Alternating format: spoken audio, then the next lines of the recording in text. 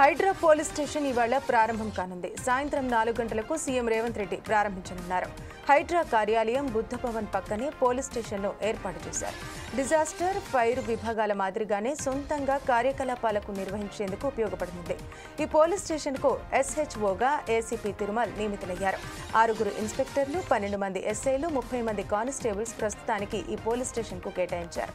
G+2గా నిర్మాణమైన ఈ పోలీస్ స్టేషన్లో 10,500 చదరపు అడుగుల విస్తీర్ణంలో ఏర్పాటు చేశారు.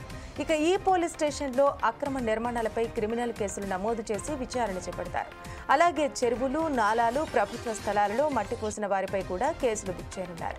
చెరువుల్లోకి మురుగునీరును నేరుగా వదిలిన వారిపై చట్టపరమైన చర్యలు తీసుకోనున్నారు. ప్రభుత్వ స్థలాల్లో ఆక్రమణల వెనుక ఉన్న సూత్రధారులు ఎవరో హైడ్రా పోలీస్ స్టేషన్ తేల్చనుంది. వాల్టా యాక్ట్, ఫైర్ చట్టాల ఉల్లంఘనలను నేరుగా పోలీస్ స్టేషన్కు తీసుకువచ్చి విచారించి శిక్షలు అమలు చేయనున్నారు. ఇక హైడ్రాకు సంబంధించిన వెబ్సైట్ను కూడా రెడీ చేశారు. హైడ్రాకు సంబంధించిన పూర్తి వివరాలు, చెరువులు, కుంటలు, FTL, బఫర్ జోన్ల వివరాలను ప్రజలకు అందుబాటులో ఉండే విధంగా రూపొందించారు. పోలీస్ స్టేషన్తో పాటు వెబ్సైట్ను కూడా రూపొందించారు.